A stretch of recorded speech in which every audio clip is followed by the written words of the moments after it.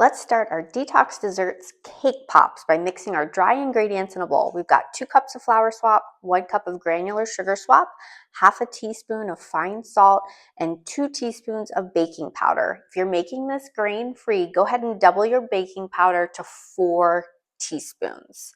So we'll mix the dry ingredients until no lumps remain and all the ingredients are well incorporated. Now we'll start to add our wet ingredients. We've got 2 egg swaps.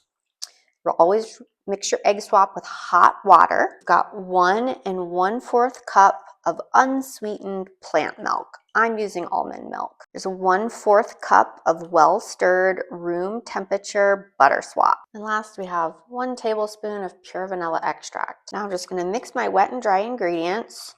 And I love to use my flat plastic spatula/spoon. You can do this with a hand mixer, but should mix no problem. This is the grain-free flour, so you will see it's going to be a little thicker than a traditional cake batter would be, and that's fine. It's normal. It's still going to bake up lovely.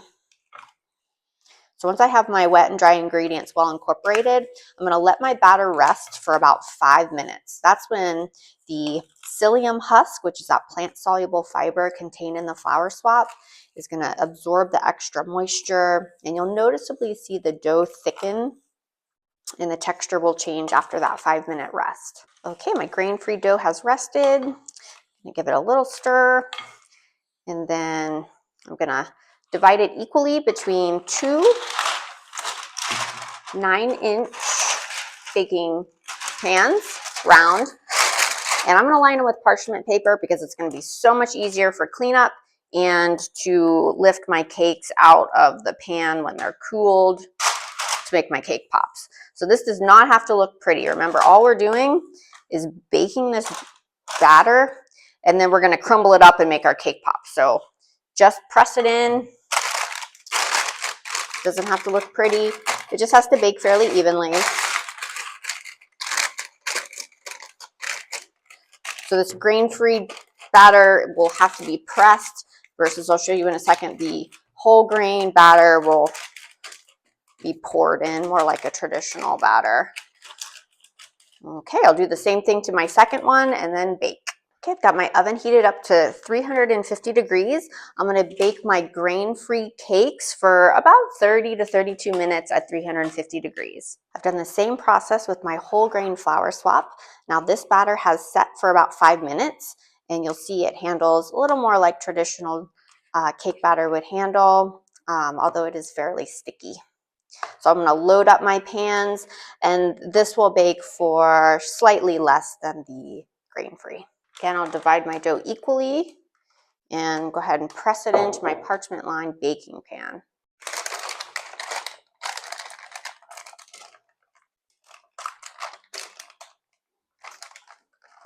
I'm gonna bake my whole grain cakes at 350 degrees for around 22 minutes, 22 to 25. Let's start our cake pop frosting by adding 1 cup of powdered sugar swap to a bowl. And I'm going to use 1/4 of a teaspoon of very fine Himalayan salt,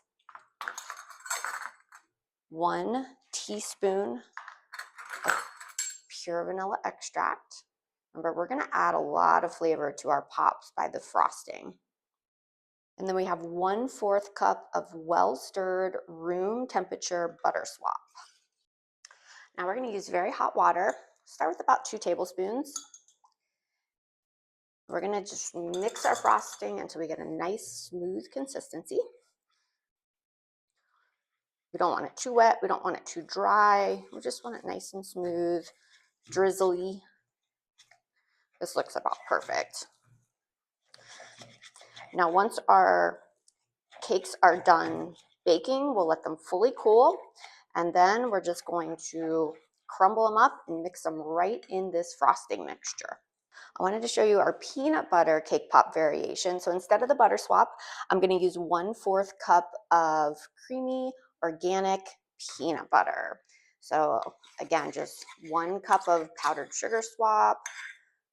We use room temperature, well-stirred peanut butter. And on the peanut butter variation, I like a kind of a salty sweet. So I'm going to use, instead of 1/4 teaspoon of fine salt, I'm going to use 1/2 teaspoon of fine salt.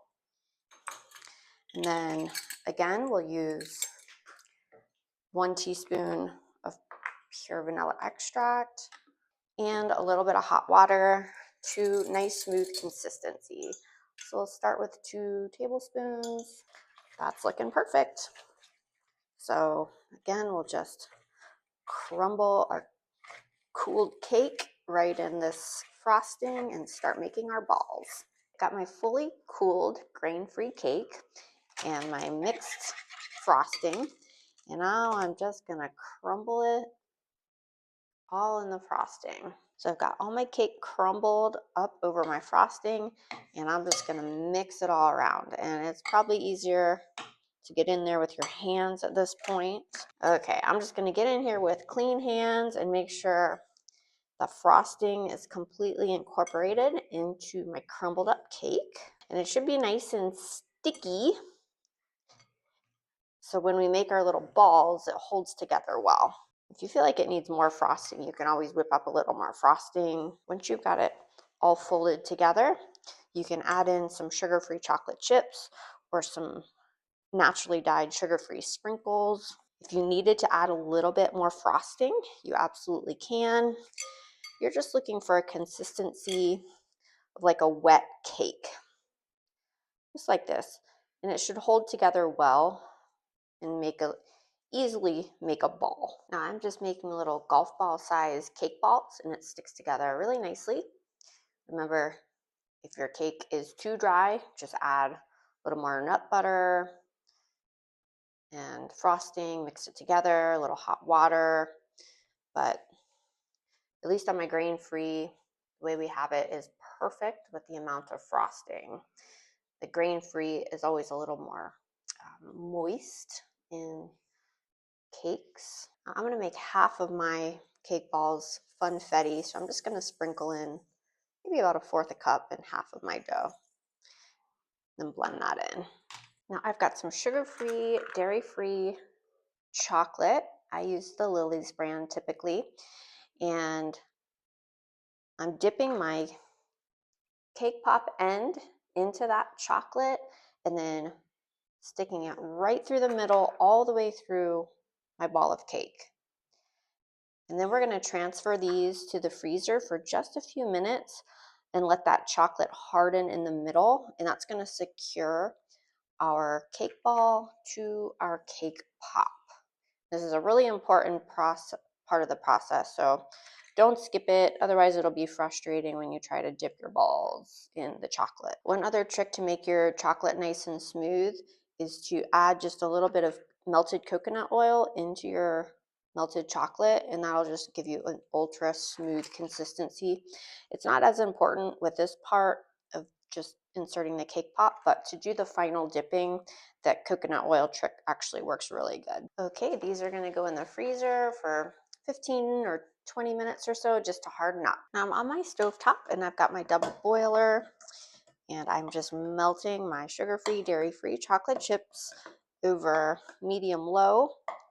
And remember, when you're using your double boiler, the bottom of your double boiler is not in the water. It's just the steam that's melting the chocolate. So I've got my refrigerated cake pop and my melted non-dairy sugar-free chocolate. I'm just going to do a quick dip. I'll take my spoon and just kind of shave off the excess chocolate. Yum. A few sprinkles on top. Beautiful.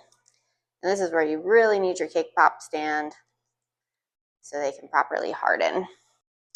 So I topped my peanut butter flavored with chopped peanuts and my funfetti vanilla. I've got my sprinkles.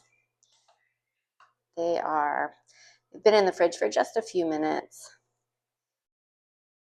See how nice and hard the chocolate got.